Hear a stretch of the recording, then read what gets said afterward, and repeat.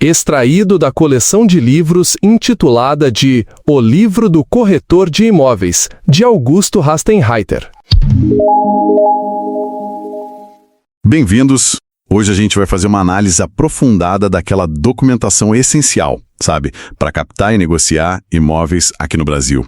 O foco vai ser nos documentos mais importantes do imóvel e também, claro, na autorização de intermediação, que é crucial para o corretor.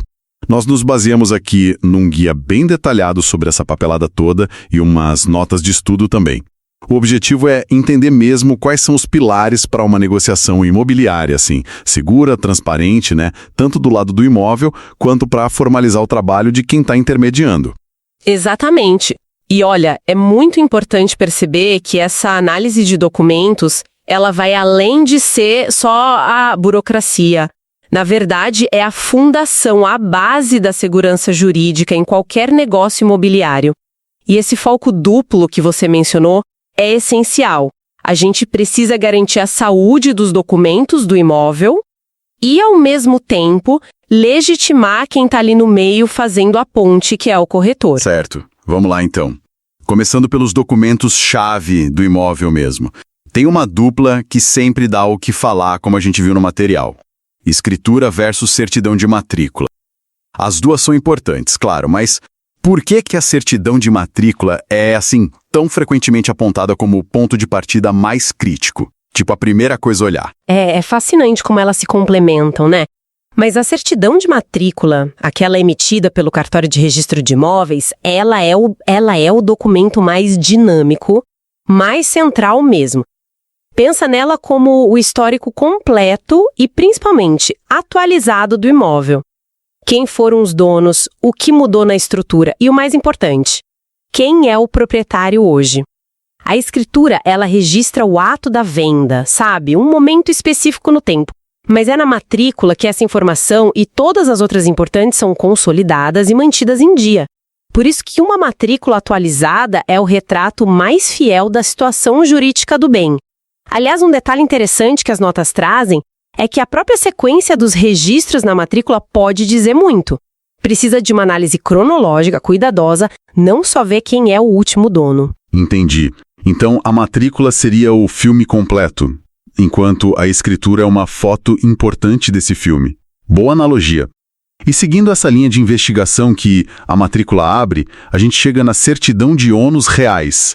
O que exatamente ela mostra que talvez não fique tão óbvio só lendo a matrícula inteira? Essa certidão é como se fosse um zoom específico sobre possíveis pendências, sabe? Restrições que afetam o imóvel diretamente. Ela detalha o que a gente chama de gravames, hipotecas, penhoras, alienação fiduciária, usufruto, essas coisas. Ignorar essa certidão é um risco bem grande, o material até enfatiza isso. A pessoa que compra pode acabar herdando dívidas ou limitações que, comprometem a posse ou até o uso do imóvel. Nossa, evitar essas heranças indesejadas é fundamental mesmo. E nessa linha de prevenção entram as certidões negativas de débitos, as CNDs. O material que a gente viu lista a federal, a trabalhista, CNTT, e a de débitos condominiais. Elas cobrem riscos financeiros diferentes, né? Exatamente. Cada uma delas funciona como um atestado de que está tudo ok naquela área específica. A CND federal, por exemplo, não é só para imóvel rural por causa do ITR e FUN-RUNAL. Ela pode pegar outras pendências federais do proprietário que, no fim das contas, poderiam respingar no imóvel, sabe?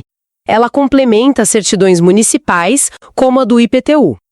A CNTT, lá do Tribunal Superior do Trabalho, é crucial. Ela verifica se o vendedor tem débitos trabalhistas que poderiam levar à penhora do imóvel que está sendo vendido. Isso é sério. E a de débitos condominiais é bem direta. Confirma se as cotas do condomínio estão em dia. Essa é uma dívida que acompanha o imóvel, né? O famoso propter rem. Além dessas certidões que focam mais em dívidas e propriedade, o material também menciona rapidinho o hábice e a planta baixa. Esses aí são mais sobre a condição física e legal da construção, imagino. Perfeito. O hábice que a prefeitura emite, ele atesta que a construção seguiu o projeto que foi aprovado e que tem condição de ser habitada. A planta baixa é o desenho, a representação gráfica. São importantes para ver se a edificação está regular. E claro, junto com tudo isso, tem que validar os documentos pessoais do proprietário. Identidade, CPF, comprovante de endereço, é o que chamam de validação do proprietário. Essencial para confirmar se quem está vendendo é realmente o dono e tem capacidade legal para isso. Ok, cobrimos bem a identidade jurídica e física do imóvel e a validação do vendedor. Agora, vamos mudar um pouco o foco para o profissional. E aqui tem um ponto que o material destaca bastante, que é fonte de muito problema prático. A formalização da relação entre o corretor e o proprietário. É aí que entra a tal da autorização de intermediação imobiliária. Por que ela é tão indispensável? O guia até fala que a falta dela ou uma autorização mal feita é causa comum de briga na justiça. Ela é indispensável porque estabelece a base legal e, assim, as regras do jogo para a atuação do corretor naquele negócio específico. Pensa bem, sem ela, a relação fica informal, né? Isso gera uma insegurança para todo mundo. A autorização, que também pode ser chamada de contrato de prestação de serviços, termo de autorização de venda ou de locação, ela formaliza esse vínculo, ela define o que cada um espera, protege tanto o proprietário quanto o profissional. É o documento que legitima o corretor a agir em nome do proprietário para vender ou alugar aquele imóvel. E para cumprir essa função de proteger e esclarecer tudo, quais são os elementos que, segundo o material que a gente analisou, não podem faltar de jeito nenhum nessa autorização? Olha, o guia é bem detalhado nisso aí. Primeiro, identificação completa das partes. Todos os dados do proprietário ou proprietários e do corretor ou da imobiliária. Importante, com o número do CRECI. Segundo, a descrição exata do imóvel. Endereço completo, número da matrícula, tudo certinho. Terceiro, qual o tipo de negócio? É venda? É locação? Os dois. Quarto, o preço e as condições de pagamento que o proprietário quer. Quinto, a comissão do corretor. O percentual e, muito importante, quando que essa comissão é devida, em que momento do negócio. Sexto, o prazo de validade dessa autorização. Tem que ter um prazo. O material também entra numa discussão interessante sobre o regime de intermediação, com ou sem exclusividade. Ele menciona os benefícios para quem é corretor, claro, tipo ter mais foco, poder investir mais, mas também levanta a perspectiva do proprietário. Como é que as fontes tratam esse equilíbrio aí? Pois é, o ponto da exclusividade é bem interessante. Quando ela é combinada, né, a tendência é que o corretor se comprometa mais. Ele sabe que tem a preferência naquele período, então pode investir mais na divulgação, por exemplo. Para o proprietário, a vantagem é ter um profissional totalmente focado naquele imóvel.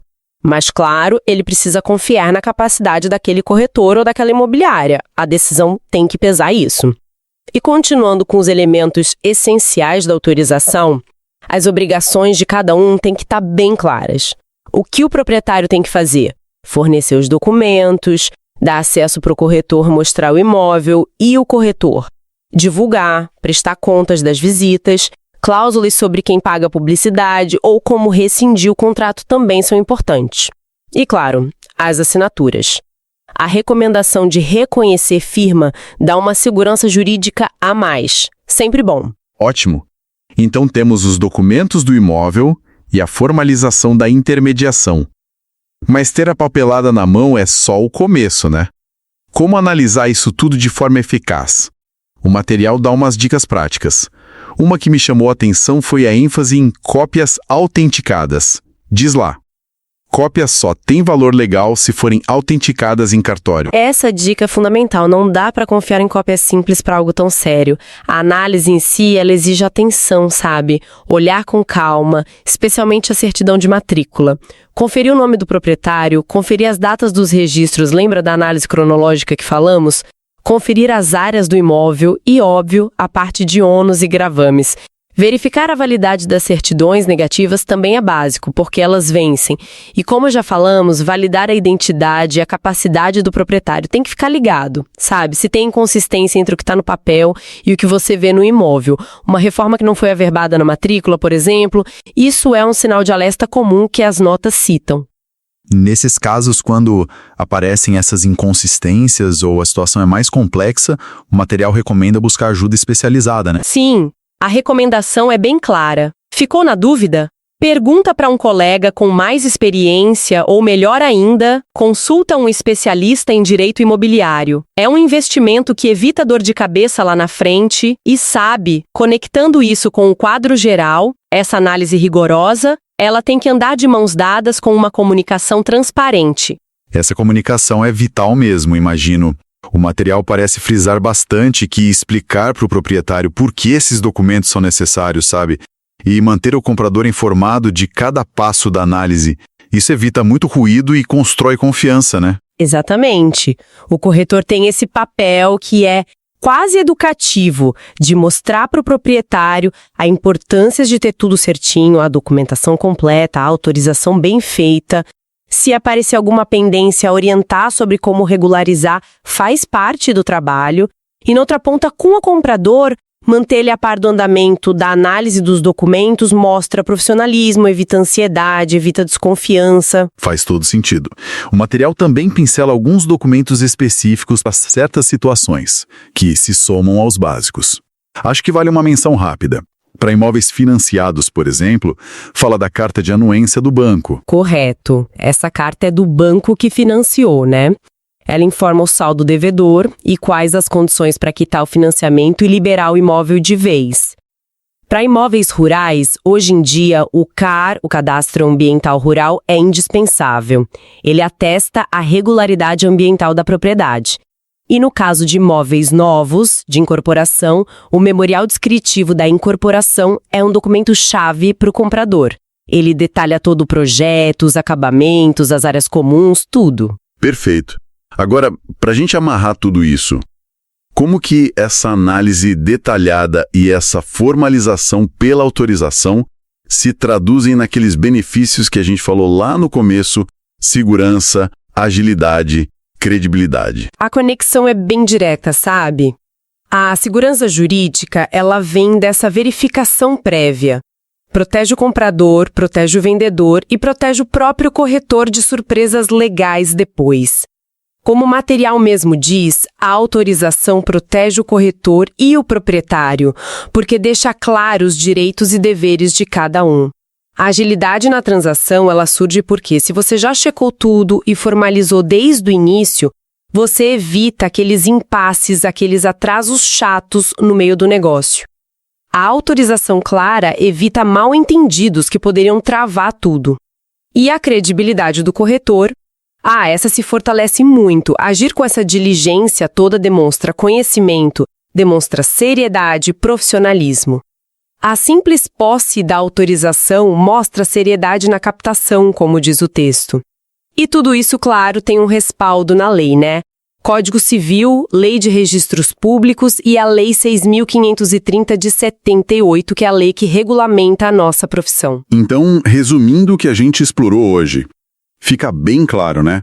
A centralidade da certidão de matrícula atualizada. Ela é o diagnóstico mais confiável da situação jurídica do imóvel. Não tem jeito. A autorização de intermediação, ela não é só um papelzinho, uma formalidade. É um instrumento indispensável para proteger e para legitimar o trabalho do profissional. E, por fim, que a análise criteriosa dessa papelada toda, junto com uma comunicação transparente e constante, esses são os pilares para uma transação imobiliária dar certo e ser segura para todo mundo envolvido. Exatamente. E talvez deixar uma reflexão final, né? Indo um pouco além da questão de cumprir a lei.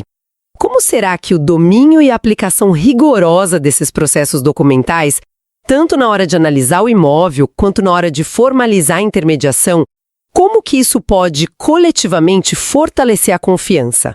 Fortalecer a integridade que as pessoas percebem no mercado imobiliário como um todo? De que forma essa diligência de cada um contribui para uma imagem de maior profissionalismo, de maior segurança, que no fim das contas beneficia todo mundo no setor?